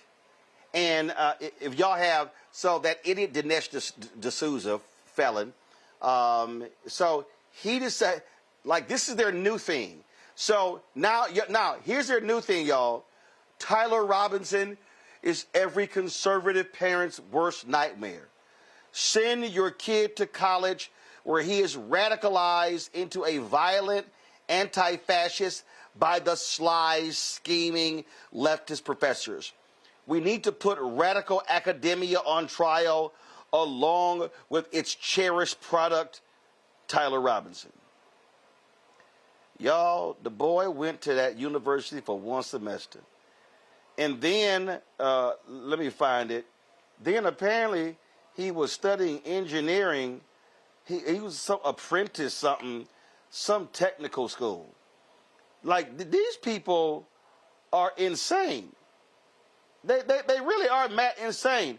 They are grasping at anything what they cannot fathom. And the reason they can't deal with this, Matt, is because they don't even want to acknowledge those white domestic terrorists on January 6th. They refuse to acknowledge that there are nutcases, there are people who are violent on the right, and in their minds, that idiot Eric Trump was on social, did some interview going, no bullets are coming from us, only the other side. Boy, put the drugs down, Matt. I mean, that's because the truth doesn't matter. It doesn't matter at all. All that matters is the soundbite. And I think Candace was getting right at that, as she always does. And, you know, it's about wanting to get the vote, wanting to get that further cadre of people who are hanging on your every word every time you post a YouTube video. It's not about the truth. And none of these people have to ever be accountable because nobody ever calls them out. Now, what's interesting, back to my point earlier, is the cannibalism you're seeing right now, where they're eating each other because they're trying to out-conservative the other person. And I'm no true political philosopher, but it stands to reason that a true conservative would be against fascism, right? Would be against any government that is so large and so authoritarian that it's trampling on the rights of the individual, especially if it becomes an enormous government. But the point is, Dinesh D'Souza's not talking about that. He's just hitting the talking points, because all this is about is hitting the same tone every time. The leftists, those other people, those people who don't deserve the life you want, have the life you want because they've stolen it from you. And the more you say that, the more you strike that tone, then it doesn't matter if there's any truth to it. All that matters is how you make people feel. And that's fomenting anger in them because they're unhappy with their own lives and they want to outsource the reason for that, right? Not looking at themselves, but saying it's somebody down the road, it's that guy's fault. And because it's his fault, he's going to be the one that I point the finger at. That's all this comes down to. It isn't about the truth at all. Well, in fact, Michael, you know, on the same day Charlie Kirk was shot, there was a shooting at a Colorado school. 3 people were shot, and Denver Post is now reporting that it was a rabid anti-Semite and white supremacist who really adored the Columbine shooters. And his name was Desmond Holly. His social media accounts were littered with references to mass shootings and anti-Semitic views. The sheriff's office spokeswoman Jackie Kelly said Holly was radicalized through an extremist network. And in a photo posted to TikTok, Holly can be seen in a black T-shirt with the word "wrath" emblazoned in red, a reference to the shirt that Columbine shooter Dylan Klebold wore. His accounts are littered with Holocaust denialism, which of course is pushed by folks like Nick Fuentes. One recent account appears to have been in reference to a prominent white supremacist slogan, according to the Denver Post. His accounts included additional anti-Semitic videos as well as videos loving Nazi uniforms, and on and on and on. That's the other shooting that happened that day. A crazed, deranged white boy on the right. For all these folk who keep talking about black-on-black crime, and that's all, Charlie Kirk's last 24 hours of his Twitter feed was all about that whole deal. I mean, these people are going on and on and on, and here they are. Here they are. Like, we have a mass shooting on the same day Charlie Kirk got shot. 2 white boys, heterosexual, not transgender. Yeah, where's Nancy Mace now? Yeah, you know, Roland. Yeah, so this is really deep. Now, first of all, after the shooting in Utah, is Donald Trump going to send the National Guard into Utah? to deal with the crime problem and deal with the murders? I'm just curious. But we have to understand these people are grifters. Nancy Mace, Nick Fuentes, all of them. These are grifters, okay? And when you look at Dinesh D'Souza, the social media post from him trying to blame a college for radicalizing Tyler Robinson. Now, he went for one semester in 2021, pre-engineering major. But remember back in 2016 when Donald Trump said he loves the uneducated? The reason why they love the uneducated is because they can continue to manipulate them. And they can continue to point to other people and say, that's the problem. That's why your Medicaid is being taken. Oh, we're trying to get rid of the undocumented immigrants on Medicaid. So we're going to kick these people off. That's why you're losing your job. OK, this is what they're doing. And you mentioned January 6th, because I was going to mention this the first time around. You know, where was all the praying and talking about love and Jesus and forgiveness on January 6th? I ain't see any of that. When they were attacking police officers and assaulted over 140 police officers. A lot of these people act like January 6th did not take place. Act like that wasn't political violence. You know, they say the political violence is coming from the left. We've never done anything like that. Attack the U.S. Capitol, try to overthrow the government. These people are crazy. These people are crazy. And they're going to continue to fight one another. And African Americans need to step back and let them fight each other. All I'm saying, y'all, more details are going to come out about Tyler Robinson, and it's not going to be good for the right wing. It's not going to be good for them at all. And you know what? Y'all can't blame black people. Y'all can't blame the left. Y'all can't blame trans. Y'all can't blame feminists. Y'all can't blame. You're going to have to get that big-ass mirror and look at yourselves and look at, again, let me remind people, they're calling this guy a groyper. That's Nick Fuentes' group. This is the same Nick Fuentes who Kanye West took to eat a meal with Donald Trump at Mar-a-Lago. These people are eating their own, and they're losing it because they can't blame it on the left. Because there's nothing about Tyler Robinson that yells Democrat, progressive. And now they're trying to spin it, he was radicalized in college.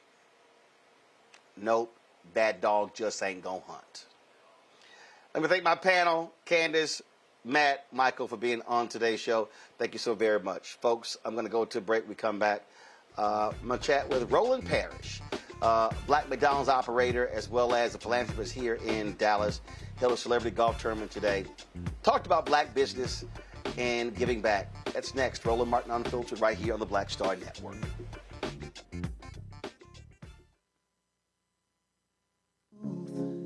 Black Star Network, what's happening? It's your man, Kim. And look, my new single, Rock With Me, is on fire. We debuted as the #1 most added and greatest gainer at R&B radio. So look, I want you to go check it out at musicbykim.com. Listen to it, download it, tell me what you think about it. Also, make sure you sign up to be a part of my community so we can stay connected. At Music by Kim on all social media platforms.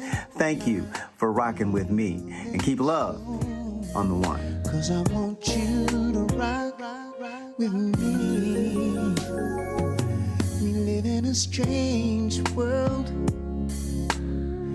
till the darkness falls forever. Baby, let's be the dawn. When it feels like it's taking me over, you're making me stronger, my sweet love. Hey, this is Motown recording artist Kim. You are watching Roland Martin Unfiltered. That boy, he always unfiltered though. I ain't never known him to be filtered. Is there another way to experience Roland Martin than to be unfiltered? Of course he's unfiltered. Would you expect anything less? Watch what happens next. Folks,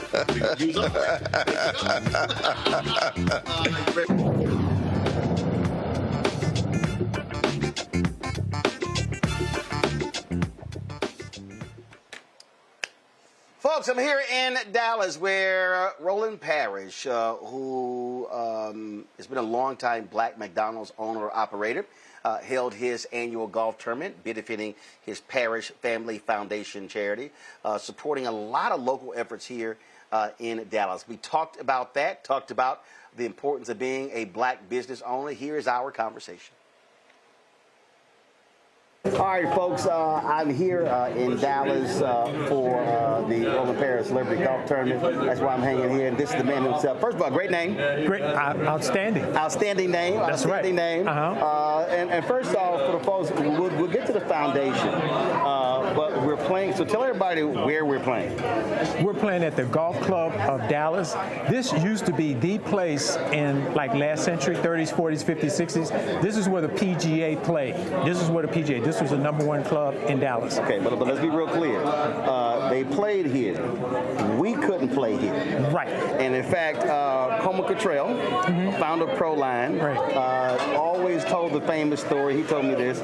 So he bought a house here, right off the course, and they came to him to let him know that wasn't no black people allowed. But there was a brother who worked at the course who made some great barbecue. So if he wanted some great barbecue, he could get with his brother to get some barbecue. And Como was like, I don't give a damn about playing golf with y'all. And so he always told that story. And so now to know that story and to know the history and to now know that this course is black owned, that says something. Hey, it says a lot. And just to let you know, I read my history on Coma Cottrell, a man who started, I think he was a teenager, he started selling chickens or something. He was in California, how he came to Dallas, became a part owner of the Texas Rangers, in addition to his, I think he was one of the Afro-Sheen, Proline, he was something. Well, he was Proline. So he was the founder of Proline. So all y'all remember the Jerry Curl? That's right. That was Coma Cottrell. That was Coma Cottrell. And a huge, and he was the one responsible for moving Bishop College from Waco to Dallas. Correct. And so, again, so it was interesting when they told me about the tournament, about you guys buying it. It was purchased when? About two, 3 years ago by Pastor Tony Evans, formerly of Oak Cliff Bible Fellowship, black owned. And so we wanted to keep it in the community. In fact, Senator Royce West has told me last year, he said, you keep it in the community. We keep it real, we sell out. We could probably go somewhere else and get more cards, but hey, look at this, beautiful. It's beautiful, black owned. And I'm pro-black business. I mean, I'm just pro-black business, man. I mean, can I throw a stat out? Yeah, it's my show. Okay. I ain't got to ask nobody. So $100, $1,000 spent in the black community, spent in the Anglo community will last about 16 days. In the Jewish community, about 19 days. In the Asian community, 30 days. $100 or $1,000 spent retail in the black community is 6 hours. 6 hours. Maggie Anderson's book, Our Black Year, that's where I got the stat from. And so we've got to build black business. I mean, that's how we're going to get equity and equality and enjoy the American dream. But we also talk about building black business. What I am always talking about is we have to build black business capacity. When there were 2.9 million black-owned businesses, this is pre-COVID, 2.8 million only had one employee. Right. Doing an average revenue less than $100,000. Correct. And I said, look, that's sole proprietors. I said, and so the thing I'm always talking about is capacity, and how do we do that? For you, when did you first start? I started in 1989. In fact, Roland, I opened on Juneteenth, 1989, and I was so busy. But I mean, not because we were doing such big business. You open up a business, they're calling you from everywhere. Rolling this, rolling that, rolling this. I didn't even realize it was Juneteenth. And I started a logo some years later, and I put at the bottom, open Juneteenth, 1989. And I think that was an omen. I think I was sent to the hood. If people know about Pleasant Grove, if you're what was the business? It was a McDonald's. Gotcha. That was your first one. First one. and it was in a black neighborhood, but it was the kind of neighborhood I grew up in Gary and Hammond, Indiana. And so I fit in with the people. I always say I learned the preachers, the principals, the teachers. There you go. The gang leaders, the drug dealers, and I was respected because I was trying to do things in the community. I brought Ronald McDonald to the hood, to the schools, and my customers would come in and say thank you, because the kids came in and said, "We saw Ronald McDonald today." What? We saw Ronald McDonald? He came to your school? Yeah. Why? Mr. McDonald's did it. I was Mr. McDonald. I was Mr. McDonald's. But and so you started that first one in June 1989, and go on to have you had what 27? I peaked at 27, right? And the thing is, I just talked to a young guy here. He just bought 2 restaurants. He just got a McDonald's system, and I told him, hey, one, live beneath your means. Be good to your people. Your people are your greatest asset. Yep. Develop an incentive program for them, and give back to the community. You just can't take out of the community. You got to put something back in the community. And the verse I use, the pillar of my organization, both the business and the charity, is Luke 12:48. To whom much is given, much is required. And you've had a peak of, I mean, how many employees under you? 1,400 at max. That's a lot. That's a whole lot. And one of the things that I'm always, you said something that's important. You said live below your means. And what I'm always trying to explain to people is I'm not interested in flossing. I'm not interested in flashing. I said because the goal is not to have a business for 2, 3, 4, 5 years, but to have longevity. Because if business go out of business, that's employees, that's families, that's people can't send their kids to college. And so my whole deal is, it's like we had a discussion about Uncle Nearest and Pinky Cold. I said, listen, first rule, watch the money. Second rule, watch the person who watched the money. Okay. I said that's my first rule. And I just tell people, I said I don't give a damn about the biggest car, the biggest house, whatever. I said it's really, what are you building? You're building something that's people oriented. Mm-hmm. Yeah, when you mention that quote, it reminds me of a book, Succeeding Against the Odds by Johnny Johnson. And when he started his first business, which is his Negro Digest, the bookkeeper's office was next to his office. And then when he moved to Michigan Avenue, Ebony Jet, big time on Michigan Avenue in Chicago, she was not a treasurer, but her office was next to his. Right. When I worked for Exxon Corporation, 800 Bell Avenue, the U.S. headquarters, the executives were on the 42nd floor, the Treasury Department was on the 41st floor. So what I do is every morning, ever since I opened in 1989, it first started with the phone to get the balance. Right. And then it moved to the ATM to go get the balance. Right. And now it's with the computer. Right. Because I check my balances, not because I love money, but you got to manage the money. So listen, I have with my bank, there are 5 accounts. Okay. 1 personal, 4 business. I don't even look at personal. My wife pays bills. I don't even look, but I know exactly what's in those other 4. Right. And I'm just like you every day. Hold up. What's that dip? Okay, I see what was paid. I mean, I don't play that. Yeah. And I tell people, I say, look, I watch the expenses like a hawk, and just like my bookkeeper, they send me, I said, listen, y'all can send me all these spreadsheets and explain to me how it works. I said, I believe in inflow, outflow. How much we spending every month, I got to know how much I got to make every month. I keep it real simple. Hey, man, that's another thing that it's about, simple, because there's probably like 40 line items on a profit and loss statement. And the 2 that I really tell my people to manage the most, because they're over 60% of your expenses, is food and labor. Your food costs, paper costs, and your labor. And I said, if we'll manage those, we'll be okay. You got to treat your customers right. There's a lot of rules of the business, but I don't want to make it complicated where we go into depth into all 50 line items. It's like, hey, these are the 2 major. Let's make sure we can work those. And obviously, that's the business side of what you're doing, but what you're doing on the community side is critically important as well. So talk about this foundation and how you really are about connecting with the community, the schools. Talk about the schools that you also supported. We begin the program today. Okay, the first thing I could give a shout out to Dr. Harry Robinson. He was the founder of the Dallas African American Museum. And I remember he came to me, the Black Sports Hall of Fame, where they recognize sports figures who either grew up in Texas, born in Texas, or played in Texas. and it was either Frito-Lay or Pepsi pulled away at the last minute. And this is a Fortune 500 company. Right. The sponsorship for the actual inductees, they pulled. And he came to me, Roland. I said, Dr. Robinson, I said, I think I had maybe like 8 restaurants. I said, I can't afford that. He gave me a layaway plan. So I've been doing that now for like 15 years.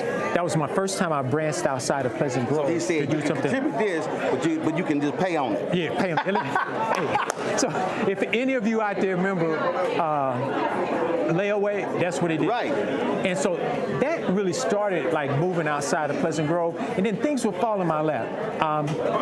Something really relevant. Sha'Carri Richardson, Olympic star, sprinter. Track is heavy.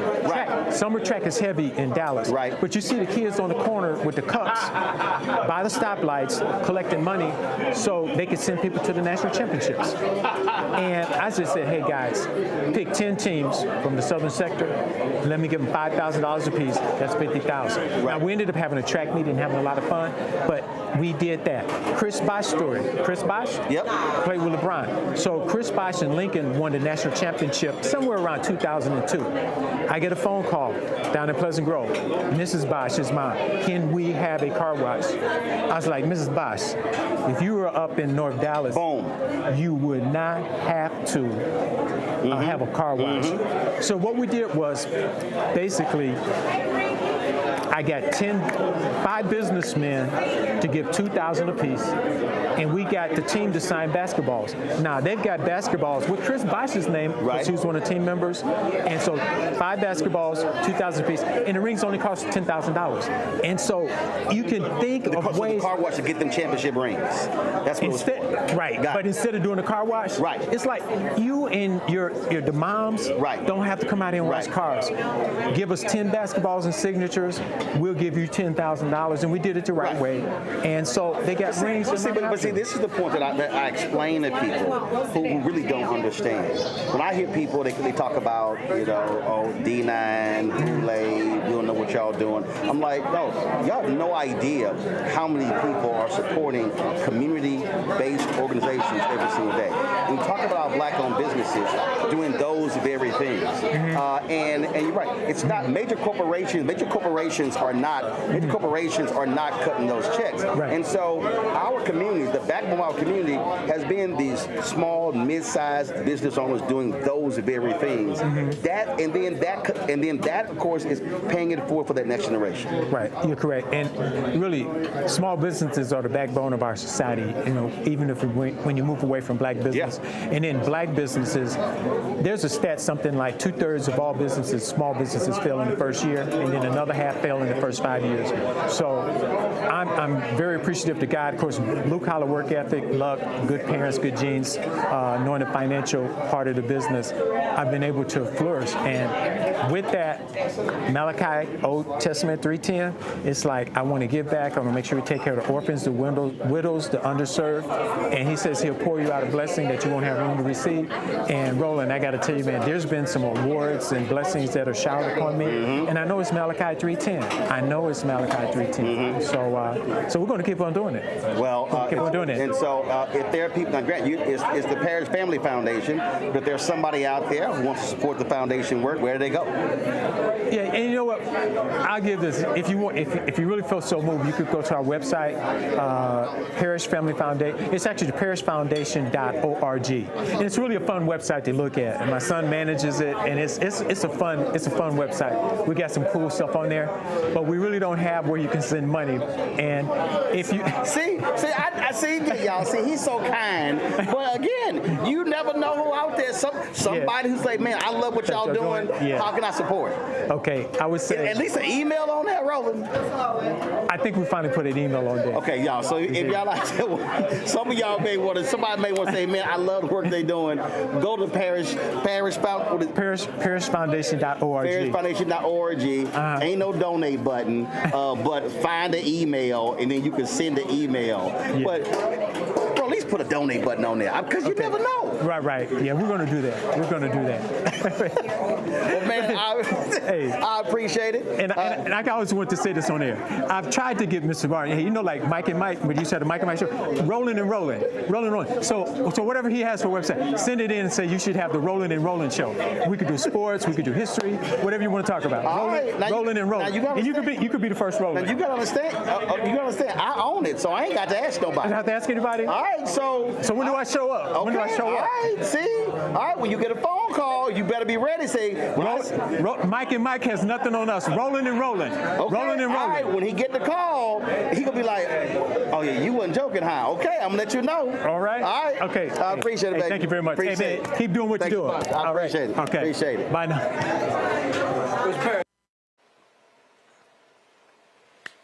All right, folks. Now, the golf tournament was being hosted by my girl, radio show host, Lady Jade. Now, she recently started playing golf, and anytime she posts one of her golf videos on Instagram, she'll get a text from me with a critique. And so, I had to ask her about what's up with her swing. All right, y'all, we out in the golf course. So, y'all, this is Jade. You the queen of getting my text messages when you post your swing. So let me just say something. Roland is my online golf coach. I know that anytime I post anything about golf, my phone is gonna be like, ding. See what the problem is. That's what he's gonna tell me. He's gonna send me about 1,000 Amazon links. You need to work on this. You need to work on this. So just know, when I get good, it's because of that man right there. And I tell her, I'm like, look, get your grip, get your stance.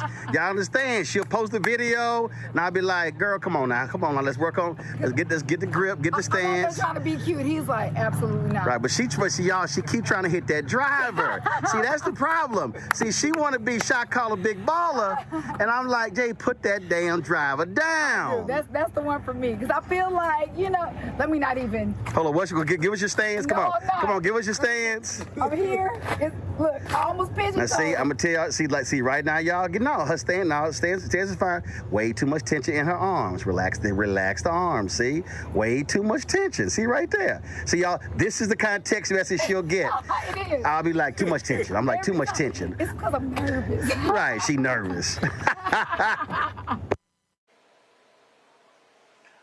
Always some good time at the golf course, and so it was great to see everybody. Of course, I spent a considerable amount of time here in Dallas at, of course, Fort Worth Telegram, KKDA Radio, news director, morning anchor, also managing editor of the Dallas Weekly, and so saw Tim Brown out there, Pro Football Hall of Famer, Ed Too Tall Jones, Everson Walls. Everson almost hit into our group. Y'all know I had to crack on him, but it was great seeing him. Eugene Lockhart, former University of Houston star, who also played for the Cowboys. So a lot of people, a lot of Alpha brothers out there. And so it was great to see everybody out there raising money for the Parish Family Foundation. Shout out to Tosca Medlock for hooking me up, inviting me to the tournament. So it was absolutely fabulous. So I will not be back in studio on Monday because I will be in Rhode Island. My man Jeffrey Osborne is having his Celebrity Golf Classic, and y'all know it's always fun. You know I'll come back with some great stuff. You know it's going to be some singing. There's going to be some singing going on. So I'll be live from Rhode Island Monday and Tuesday for the Jeffrey Osborne Celebrity Golf Classic. And folks, that's it for us. I appreciate all of y'all for watching the show, for sticking around. Remember, got several things going on here. First and foremost, we're trying to raise $1 million to support the show. We've got some fantastic things we're going to be covering over in 2026. So your support is critical. And so to give to us via Cash App, use the Stripe QR code. You see it right here, bottom left-hand screen. Use that QR code. That can be also used for credit cards as well. PayPal, R. Martin Unfiltered. Venmo, RM Unfiltered. Zelle, Roland at RolandSMartin.com. Roland at RolandMartinUnfiltered.com. Also, check some money order, make it payable to Roland Martin Unfiltered, P.O. Box 57196, Washington, D.C., 2003 7-0196. Folks, download the Black Star Network app, Apple phone, Android phone, Apple TV, Android TV, Roku, Amazon Fire TV, Xbox One, Samsung Smart TV. Be sure to get a copy of my book, White Fear, How the Browning of America is Making White Folks Lose Their Minds. Available at bookstores nationwide. Get the audio version I read on Audible. Of course, get our Black Star Network, Roland Martin Unfiltered swag, hats, T-shirts, mugs, you name it, we got it. Go to shopblackstarnetwork.com. The QR code's there as well. Of course, get our shirt. MAGA chose between woke or broke. They chose broke. Hashtag we got to tell you. FAFO Project 2025. And our bestseller, Don't Blame Me. I voted for the black woman. That's it right there. So get the shirts right there. Also, support our black-owned businesses. We have a number of them with their products on shopblackstarnetwork.com. Of course, go to our marketplace. Like we got backpacks, we got candles, we got all sorts of stuff. We got skin products, we got art, you name it, we got it. All that stuff, shopblackstarnetwork.com. You're looking for birthday gifts, anniversary gifts, you know, hey, Christmas is going to be in the next quarter. Y'all go to shopblackstarnetwork.com and buy everything out. You heard Roland Parrish talk about it. We have got to support black-owned businesses because that's who also gives back to our community. Be sure to check out our podcast on the iHeartRadio Network, available on all platforms. So check that out as well. And don't forget, we want you to support Fanbase. And so be sure to download the app Fanbase. We want to blow that up. Everybody should be downloading Fanbase. If you want to invest in Fanbase, go to startengine.com/Fanbase, startengine.com/Fanbase. Folks, that's it. I'll see you on Monday on the Roland Martin Unfiltered Black Star Network. And I'm sorry, who was just talking to me? What were you saying? Okay, somebody said something to me. No, somebody did say something to me. Okay, all right, whatever. We always end the show every Friday with our donors. We've had, at last count, 45,216 people have donated since we launched this show. We always roll it on Friday. I'll see y'all on Monday. Holla!